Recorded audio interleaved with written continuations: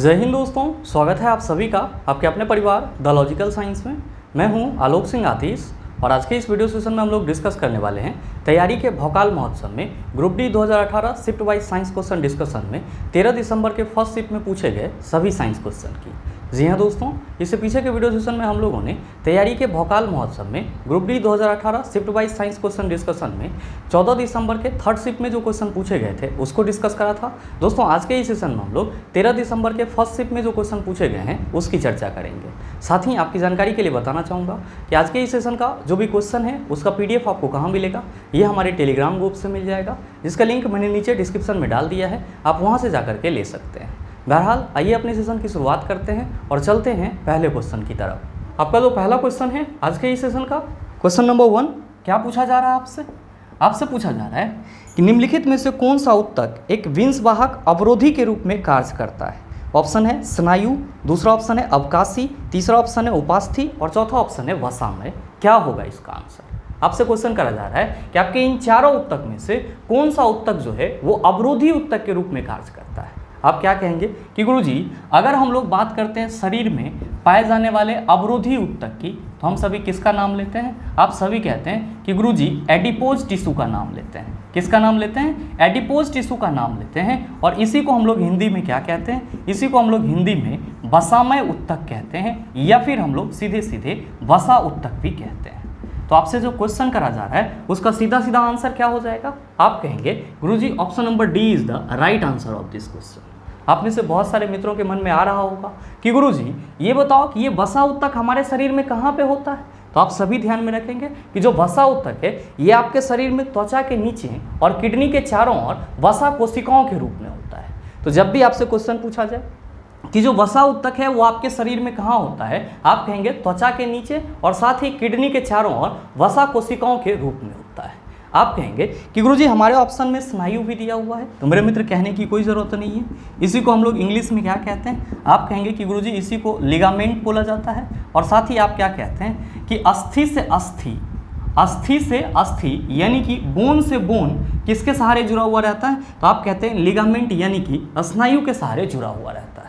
आप कहेंगे कि गुरुजी हमारे ऑप्शन में तो अवकाशी भी दिया हुआ है, तो ये क्या होता है? तो मेरे मित्र आप सभी ध्यान में रखेंगे कि अवकाशी उत्तक को ही हम लोग क्या कहते हैं? तो अवकाशी उत्तक को ही हम लोग एरोलर टिश्यू कहते हैं। क्या कहते हैं? एरियोलर टिश्यू कहते हैं। और आप सभी ध्यान में रखेंगे ये जो आपका अवकाशी उत्तक है ये किस उत्तक के रूप में कार्य करता है? तो ये फिलर टिश्यू के रूप में कार्य करता है। जो आपका अवकाशी यानी कि एरोलर टिश्यू है ये किस उत्तक के रूप में कार्य करता है? आप कहेंगे फिलर टिश्यू के रूप में कार्य करता है। आप सबों के मन में आ रहा होगा कि गुरुजी ये कहाँ पे फिलर टिश्यू के रूप में कार्य करता है? तो आप सभी ध्यान में रखेंगे कि त्वचा और मांसपेशी के बीच, त्वचा और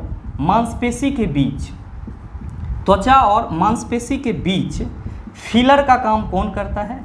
फिलर का कार्य किसके द्वारा किया जाता है? आप कहेंगे कि गुरुजी फिलर टिश्यू यानी कि अवकाशी उत्तक एरोलर टिश्यू के द्वारा किया जाता है।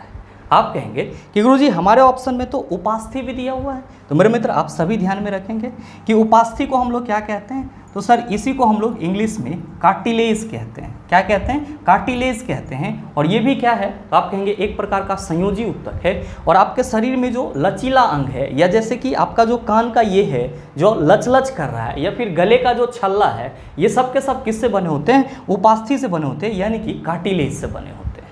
उम्मीद करते हैं समझ पाए होंगे। चलते हैं अगले क्वेश्चन की तरफ। आपका जो अगला क्वेश्चन है क्वेश्चन नंबर 2 क्या पूछा जा रहा है आपसे पूछा जा रहा है कि सही अनुक्रम ढूंढें। ध्यान देंगे कि यहाँ पे आपको 4 ऑप्शन दिया गया है और साथ ही साथ 4 नंबरिंग करके स्टेटमेंट दिया गया है और क्या करना है? इसी दोनों को मिलान करना है। ध्यान दीजिएगा कि पहला आपका है ऑप्शन कि तत्व का परमाणु द्रव्यमान नहीं है, दूसरा है STM की मदद से यह है, तीसरा है विभिन्न तत्व के परमाणु और चौथा है परमाणु पाए गए हैं। और आपका जो स्टेटमेंट है वो क्या है? तो आपके पहले में है एक ही पिंड हो सकता है, दूसरा है कुछ परमाणुओं की तस्वीर लेना संभव है, तीसरा है उप परमाणु कणों से बना है और चौथा है वास्तविक द्रव्यमान लेकिन सापेक्ष द्रव्यमान। आप कहेंगे गुरुजी इसको कैसे सॉल्व करेंगे? मेरे मित्र आसानी से सॉल्व कर सकते हैं। ध्यान दीजिएगा कि आपके पहले ऑप्शन में क्या कहा जा रहा है? पहले ऑप्शन में कहा जा रहा है कि तत्व का परमाणु द्रव्यमान नहीं है। क्या कहा जा रहा है? कि तत्व का परमाणु द्रव्यमान नहीं है। मेरे मित्र जैसे आप सभी बात करते हो किसकी, तो आप बात करते हो एल्यूमिनियम की। तो एल्यूमिनियम का एटॉमिक नंबर कितना होता है, तो आप कहते हैं कि गुरुजी 13 होता है। एटॉमिक मास कितना होता है, तो आप कहते हैं कि गुरुजी 27 होता है।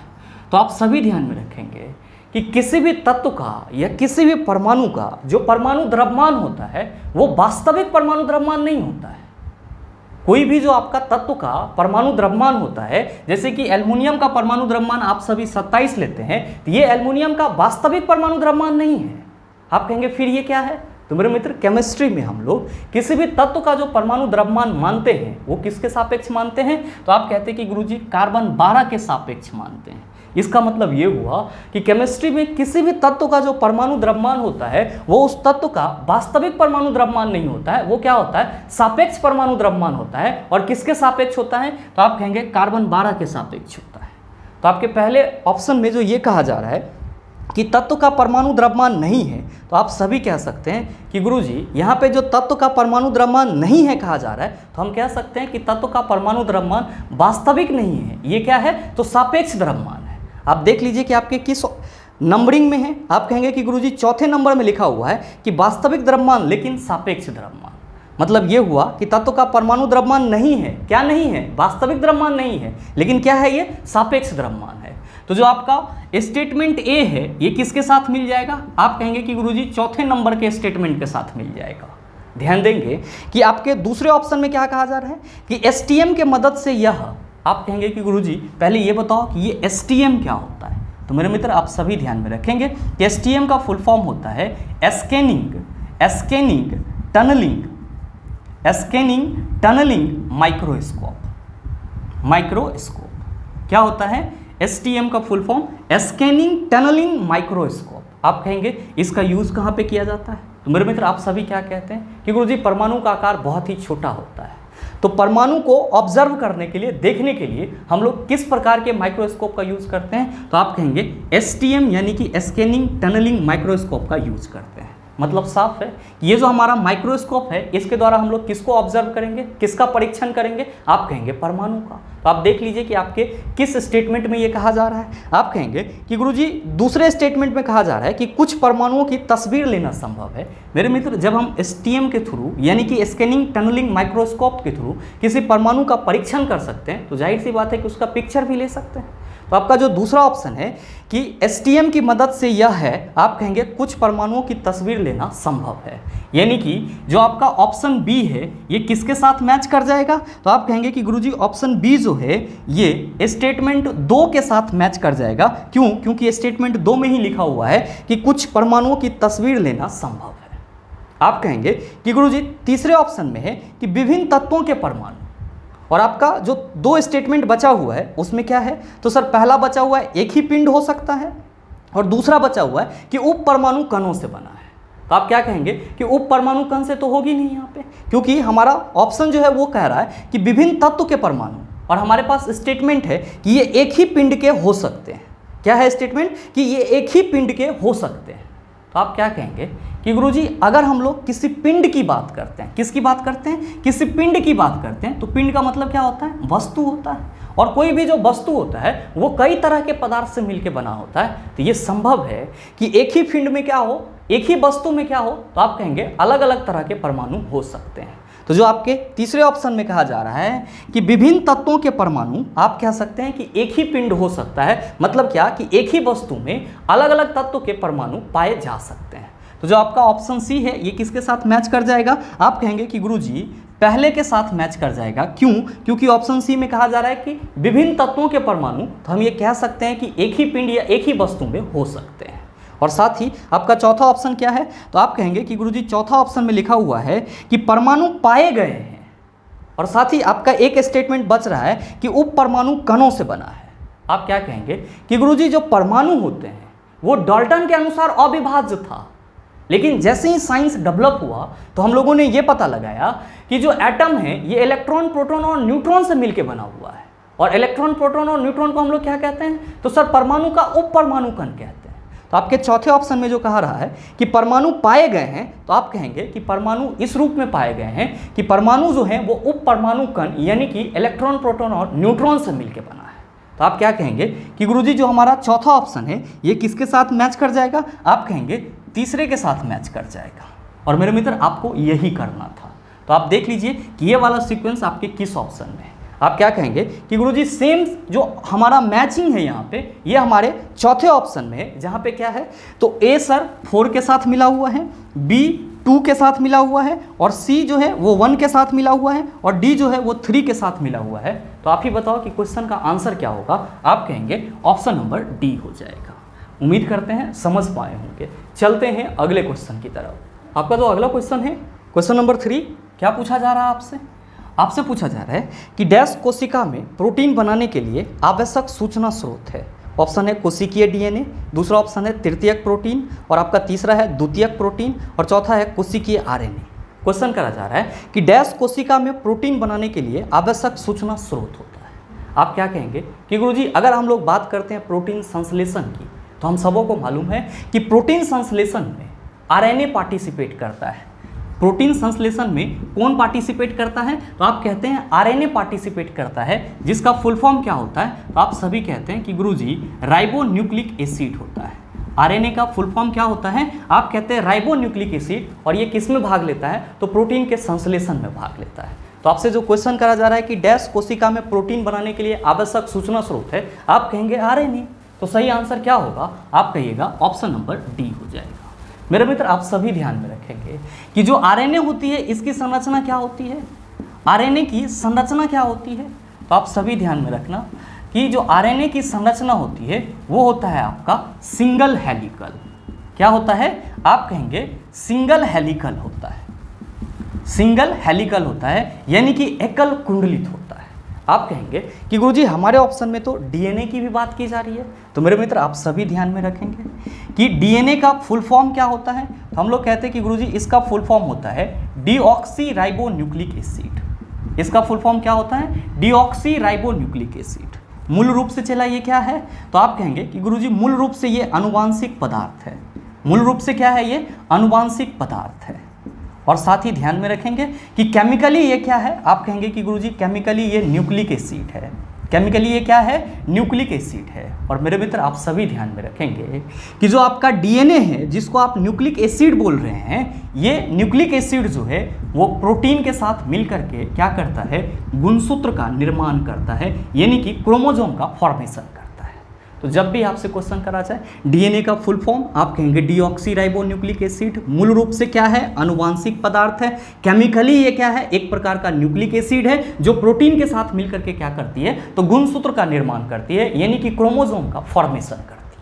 और साथ ही ध्यान में रखेंगे अगर आपसे क्वेश्चन ये पूछा जाए कि जो डीएनए है इसकी संरचना कैसी होती है? डीएनए की संरचना कैसी होती है? आप कहेंगे कि गुरुजी डीएनए की संरचना डबल हेलिकल होती है, यानी कि द्विकुंडलित होती है। उम्मीद करते हैं समझ पाए होंगे। चलते हैं अगले क्वेश्चन की तरफ। आपका जो अगला क्वेश्चन है क्वेश्चन नंबर 4, क्या पूछा जा रहा है आपसे? आपसे पूछा जा रहा है कि द्रव्यमान संख्या 70 के साथ डिपॉजिटिव जिंक आयन में न्यूट्रॉन की कुल संख्या डैश होती है। ऑप्शन है 40, दूसरा ऑप्शन है 30, तीसरा ऑप्शन है 36, और चौथा ऑप्शन है 32। मेरे मित्र यहाँ पे क्वेश्चन करा जा रहा है आपसे कि द्रव्यमान संख्या 70 के साथ डिपॉजिटिव जिंक आयन में न्यूट्रॉन की कुल संख्या कितनी होती है? आप क्या कहेंगे कि गुरुजी चूंकि यहाँ पे जिंक का जो द्रव्यमान संख्या है वो 70 दिया हुआ है, तो द्रव्यमान संख्या को हम लोग ए से रिप्रेजेंट करते हैं। और हम सबों को मालूम है कि जिंक का जो एटॉमिक नंबर होता है वो कितना होता है? तो आप कहते हैं कि गुरुजी जिंक का एटॉमिक नंबर 30 होता है। तो जब जिंक का एटॉमिक नंबर 30 होता है तो आप क्या कहते हैं कि गुरुजी किसी भी तत्व के परमाणु संख्या को हम लोग Z से रिप्रेजेंट करते हैं, जो कि प्रोटॉन की संख्या के बराबर होता है। जो कि किसके बराबर होता है? प्रोटॉन की संख्या के बराबर होता है। तो मेरे मित्र जब आप ये कह रहे हो कि जिंक का एटॉमिक नंबर 30 होता है और एटॉमिक नंबर प्रोटॉन की संख्या के बराबर होती है, तो हम ये भी तो कह सकते हैं कि यहाँ पे जो जिंक में प्रोटॉन की संख्या होगी वो कितनी हो जाएगी? 30। क्यों? क्योंकि इसका एटॉमिक नंबर 30 होता है और जो एटॉमिक नंबर है वो प्रोटॉन की संख्या के बराबर होती है। और आप सभी क्या कहते हैं कि गुरुजी किसी भी तत्व का जो द्रव्यमान संख्या होता है उसको तो हम लोग ए से रिप्रेजेंट करते हैं, लेकिन ये एक्चुअली क्या होता है? प्रोटॉन और न्यूट्रॉन का योग होता है। तो हम लोग कहते हैं कि गुरुजी ए इक्वल टू होता है P + N। मेरे मित्र आपके क्वेश्चन में द्रव्यमान संख्या कितना दिया हुआ है, आप कहेंगे 70। प्रोटॉन की संख्या आपने कितना निकाला, आप कहिएगा 30। क्या निकालना है, न्यूट्रॉन की संख्या। n equal to 70 minus 30 equal to क्या हो जाएगा 40। तो आप देख लीजिए कि 40 आपके किस ऑप्शन में है, आप कहेंगे कि गुरुजी पहले ऑप्शन में है, तो बिल्कुल आपके इस क्वेश्चन का सही आंसर ऑप्शन नंबर ए हो जाएगा। बहरहाल चलते हैं अगले क्वेश्चन की तरफ। आपका जो अगला क्वेश्चन है क्वेश्चन नंबर 5, क्या पूछा जा रहा है आपसे पूछा जा रहा है कि प्रोस्टेट ग्रंथि डैश के नीचे स्थित होती है। ऑप्शन है मूत्राशय, दूसरा ऑप्शन है अंडकोश की थैली, तीसरा ऑप्शन है अंडाशय, चौथा ऑप्शन है यकृत। बताइए क्या होगा इसका आंसर। आप कहेंगे कि गुरुजी आपने पीछे के सेशन में भी बताया है कि जो प्रोस्टेट ग्लैंड होती है, जिसको हम लोग शुद्ध हिंदी में पुरस्थ ग्रंथि कहते हैं, जिसको हम लोग शुद्ध हिंदी में क्या कहते हैं, पुरस्थ ग्रंथि कहते हैं, ये मूत्राशय के नीचे स्थित होती है, मूत्राशय के नीचे स्थित होती है। और आप सभी क्या कहते हैं कि गुरुजी मूत्राशय को इंग्लिश में यूरिनरी ब्लैडर बोला जाता है। और यहाँ पे क्या होता है, तो मूत्र का संचयन होता है, और इसी के जस्ट ठीक नीचे क्या उपस्थित होता है, प्रोस्टेट ग्लैंड, जिसको हम लोग पुरस्थ ग्रंथि बोलते हैं। और ये क्या स्रावित करता है, तो आप कहते हैं कि गुरुजी ये प्रोस्टेट फ्लूइड स्रावित करता है, जो किसके काम आता है, तो आप कहते हैं सीमेन के स्पेसिफिक गंध के लिए रिस्पॉन्सिबल होता है। तो आपसे जो क्वेश्चन करा जा रहा है उसका सीधा आंसर क्या होगा, आप कहेंगे ऑप्शन नंबर ए हो जाएगा। बहुत सारे मित्रों के मन में आ रहा होगा कि गुरुजी हमारे ऑप्शन में तो अंडाशय दिया हुआ है, भाई मेरे इसी को हम लोग ओवरीज कहते हैं, और आपका अगला ऑप्शन है यकृत, तो इसी को हम लोग लीवर कहते हैं, जो शरीर की सबसे बड़ी ग्रंथि कहलाती है। क्या स्रावित करती है, पित्तरस स्रावित करती है, जिसका संचयन कहाँ होता है, पित्ताशय में होता है।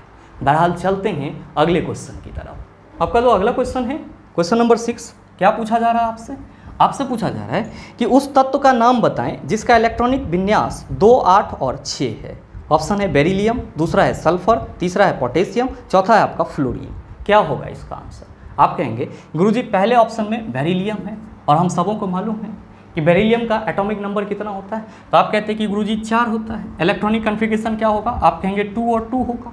आपका दूसरा ऑप्शन है सल्फर, क्या कहिएगा, एटॉमिक नंबर 16, इलेक्ट्रॉनिक कन्फिगरेशन 2, 8, 6 हो जाएगा। आपका तीसरा है पोटेशियम, एटॉमिक नंबर 19, कन्फिगरेशन 2, 8, 8, 1 हो जाएगा। आपका चौथा है फ्लोरीन, एटॉमिक नंबर 9, कन्फिगरेशन आप कहेंगे गुरुजी 2, 7 हो जाएगा। आपसे क्वेश्चन क्या करा जा रहा है, क्वेश्चन करा जा रहा है कि उस तत्व का नाम बताएं जिसका इलेक्ट्रॉनिक विन्यास 2, 8 और 6 है।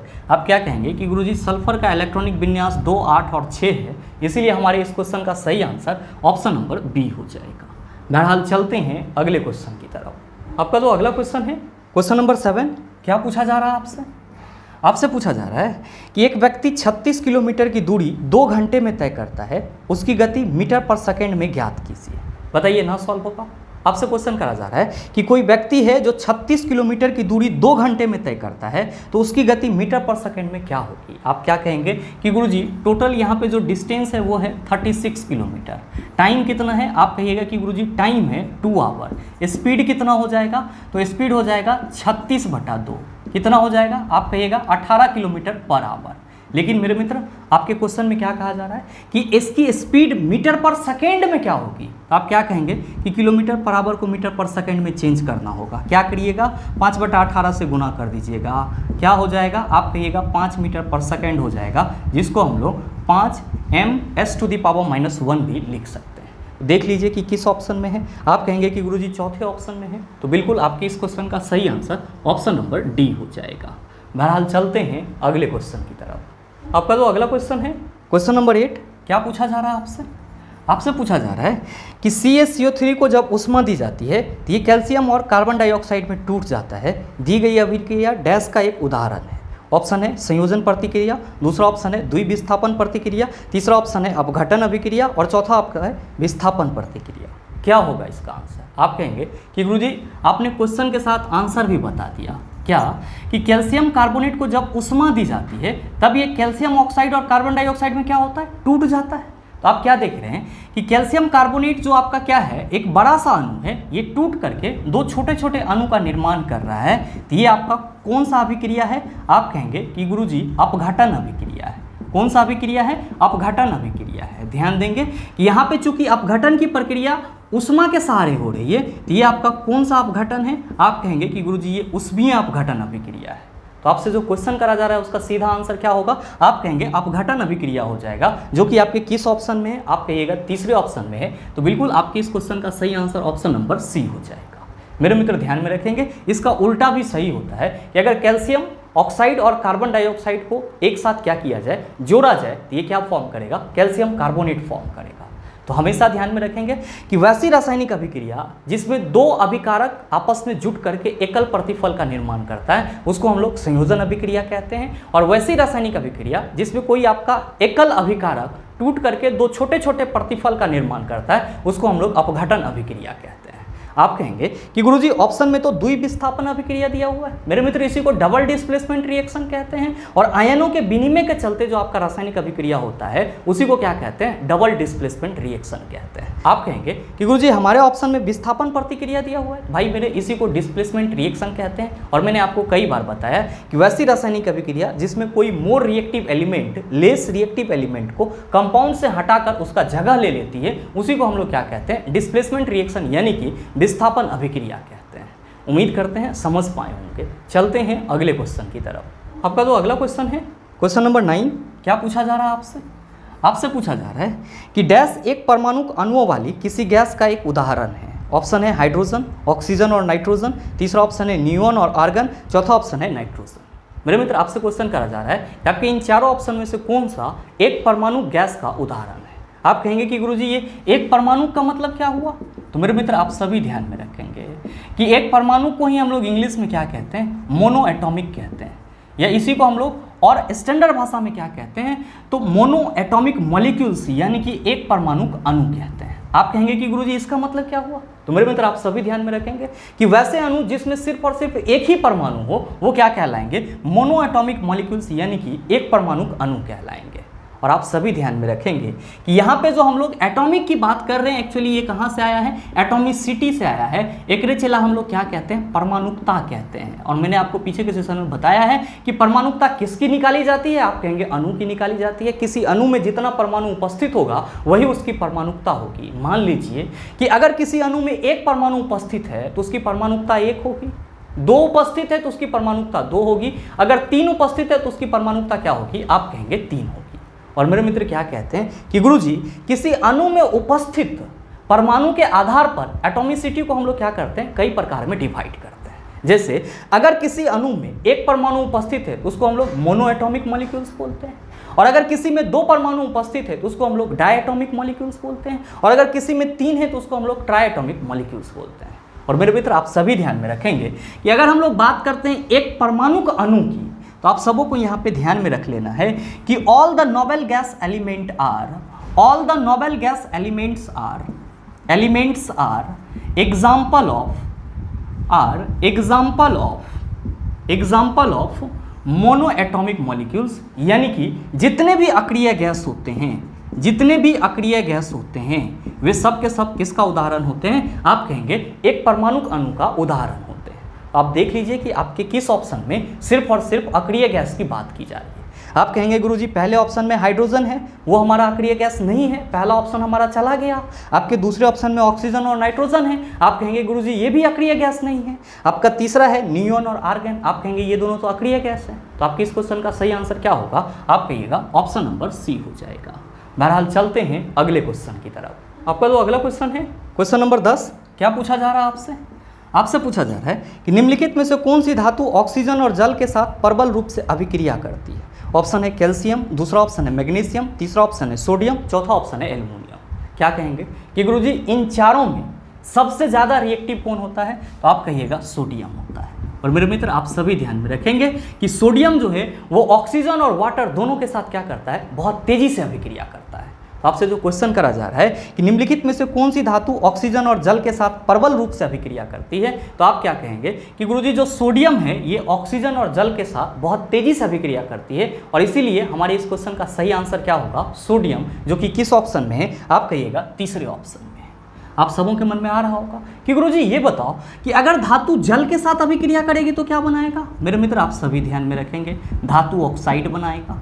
क्या बनाएगा, धातु ऑक्साइड बनाएगा, और साथ ही साथ हाइड्रोजन गैस उत्पन्न होगा। क्या होगा, हाइड्रोजन गैस उत्पन्न होगा। आप कहेंगे कि गुरुजी हमारे ऑप्शन में कैल्शियम है, तो ये बताओ कैल्शियम जल के साथ अभिक्रिया करता है? बिल्कुल करता है, लेकिन धीरे धीरे करता है, तेजी से नहीं करता है। आप कहेंगे मैग्नीशियम जल के साथ अभिक्रिया करता है? बिल्कुल करता है, लेकिन अभिक्रिया बहुत फास्ट नहीं होती है, क्या होती है? स्लो होती है। आप कहेंगे कि गुरुजी हमारे चौथे ऑप्शन में एल्यूमिनियम दिया हुआ है, ये बताओ क्या एल्यूमिनियम ठंडे जल के साथ अभिक्रिया करती है? मेरे मित्र आप सभी ध्यान में रखेंगे कि आपका जो आयरन है यानी कि जो Fe है, साथ ही जो जिंक है और साथ ही जो एल्यूमिनियम है, ये केवल और केवल किसके साथ अभिक्रिया करती है? तो केवल भाप के साथ अभिक्रिया करती है। किसके साथ अभिक्रिया करती है? तो केवल भाप के साथ अभिक्रिया करती है। तो आप ये चीज़ भी अपने माइंड में रखिएगा, आपके एग्जाम के लिए बहुत ही उपयोगी है। बहरहाल चलते हैं अगले क्वेश्चन की तरफ। आपका जो अगला क्वेश्चन है, क्वेश्चन नंबर 11, क्या पूछा जा रहा है आपसे? आपसे पूछा जा रहा है कि निम्नलिखित में से कौन सा पादप ब्रायोफाइटा से संबंधित है? ऑप्शन है रिक्सिया, दूसरा ऑप्शन है देवदार, तीसरा ऑप्शन है स्पाइरोगैरा, चौथा ऑप्शन है क्लैडोफोरा। क्या होगा इसका आंसर? आप कहेंगे कि गुरुजी हमारे जो पहले ऑप्शन में रिक्सिया की बात की जा रही है और जो मार्केंसिया होता है, ये सब किससे जुड़े होते हैं? आप कहते हैं ब्रायोफाइटा से जुड़े हुए रहते हैं। किससे जुड़े होते हैं? तो आप कहते हैं ब्रायोफाइटा किंगडम से जुड़े हुए होते हैं।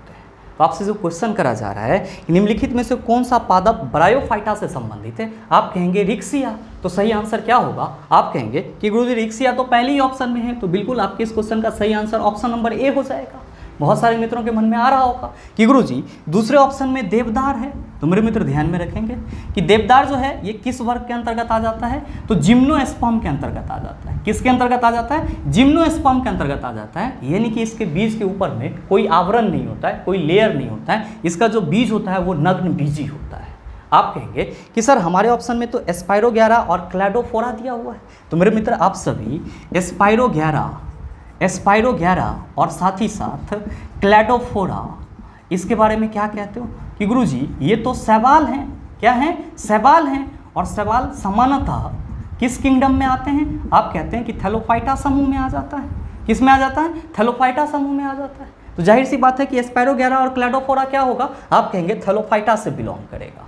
उम्मीद करते हैं समझ पाए होंगे। चलते हैं अगले क्वेश्चन की तरफ। आपका जो अगला क्वेश्चन है क्वेश्चन नंबर 12, बड़ा ही हलवा टाइप सवाल सर।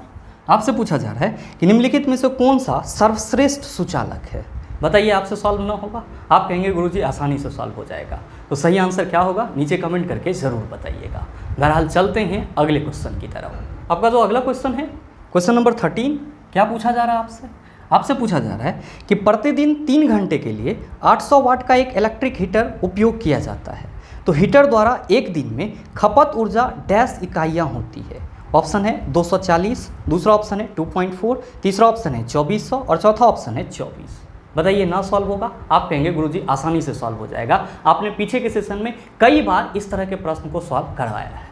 आप क्या कहते हैं कि जब भी हमसे इस टाइप का क्वेश्चन पूछा जाता है तो हम लोग क्या कहते हैं? हम लोग कहते हैं कि गुरुजी जितने दिन का पूछा जा रहा है और साथ ही साथ जो इलेक्ट्रिक अप्लायंसेज की शक्ति होती है उसको, और साथ ही जितना घंटा वो इलेक्ट्रिक अप्लायंसेज चलता है पर डे, उसको तीनों को गुना कर देते हैं और 1000 से डिवाइड कर देते हैं। आप कहेंगे 2 0 2 0 कैंसिल हो जाएगा, ये हो जाएगा 8 तिया 24 अब बटा 10 2.4। सही आंसर क्या होगा? आप कहेंगे गुरुजी ऑप्शन नंबर बी हो जाएगा। जब भी आपको इस प्रकार का क्वेश्चन पूछा जाए तो जितना दिन के लिए बात की जा रही है उस दिन को, आपका जो इलेक्ट्रिकल अप्लायंसेज है उसकी कितनी शक्ति है यानी कि उसका कितना वाट है उसको, और साथ ही साथ वो कितना घंटा चल रहा है उसको, तीनों को गुना करके 1000 से डिवाइड कर दीजिएगा, आपका आंसर आ जाएगा। बहरहाल चलते हैं अगले क्वेश्चन की तरफ। आपका जो अगला क्वेश्चन है क्वेश्चन नंबर 14, बड़ा ही हलवा टाइप सवाल सर। आपसे पूछा जा रहा है कि एक मल्टीमीटर एक इलेक्ट्रॉनिक माप उपकरण है जो एक इकाई में कई मापन कार्यों को शामिल करता है। निम्नलिखित में से कौन सा एक मापन कार्य नहीं है? ऑप्शन है विद्युत धारा, दूसरा ऑप्शन है विद्युत अनुनाद, तीसरा ऑप्शन है विद्युत विभवांतर, चौथा ऑप्शन है विद्युत प्रतिरोध। आप क्या कहेंगे कि गुरुजी जब हम लोग बात करते हैं मल्टीमीटर की, किसकी बात करते हैं? मल्टीमीटर की चला, तो आप क्या कहते हैं कि गुरुजी ये एक इलेक्ट्रॉनिक डिवाइस है। क्या है? इलेक्ट्रॉनिक डिवाइस है, यानी कि इलेक्ट्रॉनिक उपकरण है। इलेक्ट्रॉनिक कौन सा उपकरण है? तो आप कहते हैं इलेक्ट्रॉनिक मापन उपकरण है। कौन सा उपकरण है? मापन उपकरण है। और ये क्या मापता है? तो आप कहते हैं कि गुरुजी ये परिपथ की धारा को भी मापता है, परिपथ के विभवांतर को भी मापता है और साथ ही साथ परिपथ के प्रतिरोध को भी बताता है। तो ये जो मल्टीमीटर होता है ये एक साथ किसी भी सर्किट के, किसी भी परिपथ के बहुत सारे चीज़ों को मेजर करता है, इसीलिए क्या बोला जाता है, मल्टीमीटर बोला जाता है। मेरे मित्र, आपसे क्वेश्चन करा जा रहा है कि आपके इन चारों ऑप्शन में से कौन सा मल्टीमीटर का कार्य नहीं है। आप क्या कहेंगे कि गुरुजी जब मल्टीमीटर धारा, विभवांतर और प्रतिरोध को मेजर करता है और हमारे ऑप्शन में विद्युत अनुनाद दिया हुआ है, तो हम ये कह सकते हैं कि विद्युत अनुनाद जो है उसको मापना मल्टीमीटर का कार्य नहीं है। आप कहेंगे बिल्कुल। तो बताओ सर सही आंसर क्या होगा? आप कहिएगा ऑप्शन नंबर बी हो जाएगा। बहरहाल चलते हैं अगले क्वेश्चन की तरफ। आपका जो अगला क्वेश्चन है क्वेश्चन नंबर 15, बड़ा ही हलवा टाइप सवाल। ये भी आपसे पूछा जा रहा है कि पृथ्वी की सतह पर एक वस्तु का भार 20 न्यूटन मापा जाता है, चंद्रमा की सतह पर मापने पर इसका भार क्या होगा? बताइए, इसको हमको सॉल्व करना होगा। आप कहेंगे गुरुजी सॉल्व हो गया है, 20/6 होगा। तो 20/6 कितना आएगा कमेंट करके ज़रूर बताइएगा, आपके कमेंट का इंतजार रहेगा। बहरहाल चलते हैं अगले क्वेश्चन की तरफ। आपका जो अगला क्वेश्चन है क्वेश्चन नंबर 16, क्या पूछा जा रहा है आपसे? आपसे पूछा जा रहा है कि डैश शुक्राणुओं को वृषणों से बाहर ले जाती है।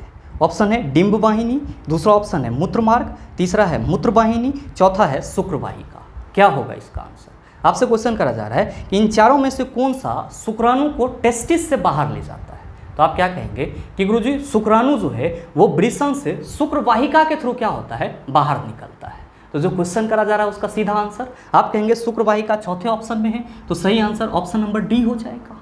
आप सबों के मन में आ रहा होगा कि गुरुजी ये जो शुक्राणु है ये हमारे शरीर से बाहर कैसे निकलता है। तो आप सभी ध्यान में रखेंगे कि शुक्राणु वृषण से बाहर शुक्रवाहिका के थ्रू आता है, टेस्टिस से बाहर शुक्रवाहिका के थ्रू आता है, और आपके बॉडी से बाहर मूत्र मार्ग के थ्रू निकलता है। और मैंने पीछे के सेशन में आपको बताया है कि आपके बॉडी में स्पर्म और यूरिन को बाहर निकलने के लिए एक ही मार्ग है, और वो क्या है? आप कहेंगे मूत्र मार्ग।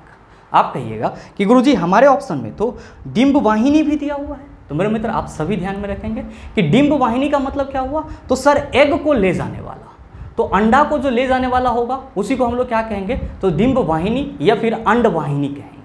आप कहेंगे ऑप्शन में मूत्र वाहिनी भी दिया हुआ है। तो मेरे मित्र मूत्र को ले जाने वाला जो नलिका होगा वही क्या कहलाएगा? मूत्र वाहिनी कहलाएगा। आप कहेंगे कि गुरुजी हमारे ऑप्शन में मूत्र मार्ग भी दिया हुआ है। तो मूत्र आपके शरीर से बाहर किसके थ्रू निकलता है? आप कहेंगे मूत्र मार्ग के थ्रू निकलता है। और ध्यान में रखिएगा कि जो मूत्र मार्ग है वो आपके शरीर से बाहर किसके द्वारा खुलता है? तो आप सभी याद रखेंगे मूत्र द्वार के द्वारा खुलता है। उम्मीद करते हैं समझ पाए होंगे। चलते हैं अगले क्वेश्चन की तरफ। आपका जो अगला क्वेश्चन है क्वेश्चन नंबर 17, बड़ा ही हलवा टाइप सवाल। ये भी आपसे पूछा जा रहा है कि 125 केजी द्रव्यमान के एक पिंड पर 500 न्यूटन का बल लगाया जाता है, उत्पन्न त्वरण की गणना करें। क्या कहेंगे कि गुरुजी F = फॉर्मूला ma होता है। आपका बल कितना है? 500 न्यूटन, मास 125 केजी, ए निकालना है। 500/125 हो जाएगा। 125 चौका आप कहेंगे 500। एक्सेलरेशन क्या होगा? आप कहेंगे 4 मीटर पर सेकेंड स्क्वायर। तो देख लीजिए किस ऑप्शन में, आप कहिएगा चौथे ऑप्शन में। तो बिल्कुल आपके इस क्वेश्चन का सही आंसर ऑप्शन नंबर डी हो जाएगा।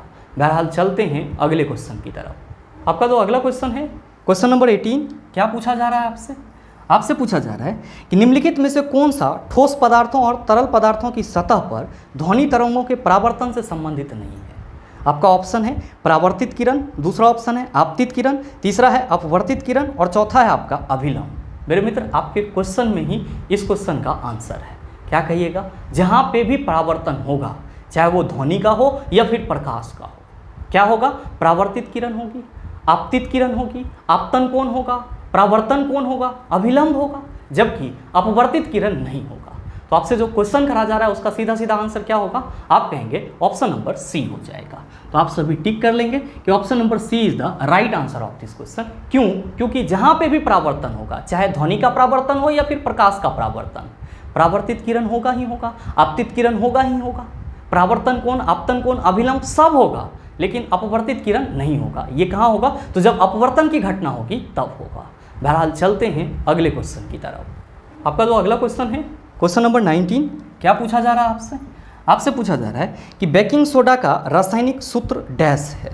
आप कहेंगे कि गुरुजी कई बार हम लोगों ने याद करा है कि जो बेकिंग सोडा है इसका रासायनिक सूत्र NaHCO3 होता है, जिसको हम लोग क्या कहते हैं? तो इसी को हम लोग सोडियम हाइड्रोजन कार्बोनेट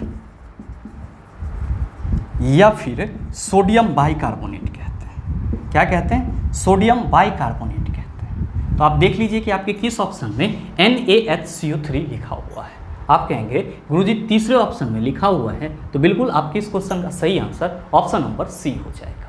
बहरहाल चलते हैं अगले क्वेश्चन की तरफ। आपका जो अगला क्वेश्चन है क्वेश्चन नंबर 20, क्या पूछा जा रहा है आपसे? आपसे पूछा जा रहा है कि एक 10 kg द्रव्यमान वाली गतिमान वस्तु की गतिज ऊर्जा का मान क्या होगा यदि इसकी गति 20 मीटर पर सेकेंड है। बताइए ना सॉल्व होगा। आप कहेंगे गुरुजी K = ½ mv² होता है। हाफ तो रहेगा ही, मास कितना है चेला जी? 10, v² यानी कि 20 × 20, क्या कहिएगा? 2 5 10, 20 बिसाही 405 2000 जूल। तो देख लीजिए 2000 जूल आपके किस ऑप्शन में है? आप कहेंगे कि गुरुजी दूसरे ऑप्शन में है, तो बिल्कुल आपके इस क्वेश्चन का सही आंसर ऑप्शन नंबर बी हो जाएगा। बहरहाल चलते हैं अगले क्वेश्चन की तरफ। आपका जो अगला क्वेश्चन है क्वेश्चन नंबर 21, क्या पूछा जा रहा है आपसे? आपसे पूछा जा रहा है कि निम्न में से कौन सक्रियित कार्बन का लाभ नहीं है?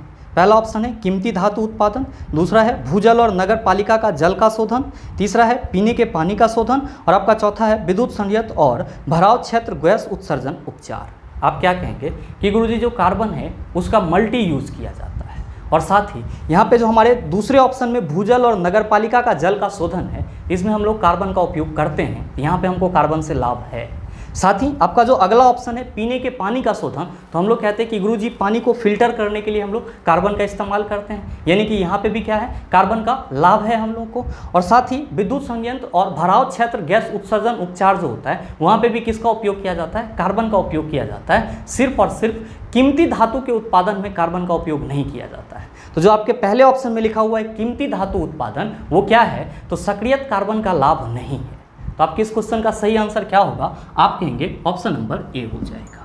मेरे मित्र, आपके इसी क्वेश्चन के साथ 13 दिसंबर के फर्स्ट शिफ्ट में जो ग्रुप डी एग्जाम में क्वेश्चन पूछे गए थे साइंस के, वो पूरी तरह से कंप्लीट हो जाता है। और मेरे ख्याल से अभी तक के जितने भी क्वेश्चन थे उन सभी को आप आसानी से समझ पाए होंगे। और इस टाइप का प्रश्न अगर आपको दोबारा दे दिया जाए तो मेरे ख्याल से आप उसका जवाब 100% दे सकते हैं। साथ ही उम्मीद करते हैं कि ये वीडियो आपको अच्छा लगा होगा। अगर आपको वीडियो अच्छा लगा तो वीडियो को लाइक कीजिएगा, ज़्यादा से ज़्यादा शेयर कीजिएगा, और हाँ, अगर आप चैनल पर नए हैं तो सब्सक्राइब करके बेल आइकन दबा लीजिएगा, ताकि इस तरह के एग्जाम रेलेवेंट वीडियो का नोटिफिकेशन सबसे पहले आपके पास पहुँचे और आप उसको सबसे पहले देख पाओ। मिलते हैं फिर अगले सेशन में, तब तक के लिए best of luck. Thank you, have a nice day.